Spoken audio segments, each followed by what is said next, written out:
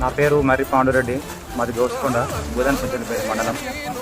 MLA గారి చొరవతో, మన అనిల్ కుమార్ రెడ్డి గారి చొరవతో ఇక్కడ ఐకేపీ సెంటర్ ప్రారంభించడం జరిగింది.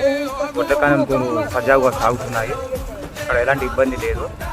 అదేవిధంగా ఇంతకుముందు ఇక్కడ ఒకటే మార్కెట్ ఉండే, ఇక్కడ ఈ రైతుల ఇబ్బందిని గుర్తించి ఎమ్మెల్యే గారు మాకు ప్రత్యేకంగా ఒక ఐకేపీ సెంటర్ని కేటాయించడం జరిగింది.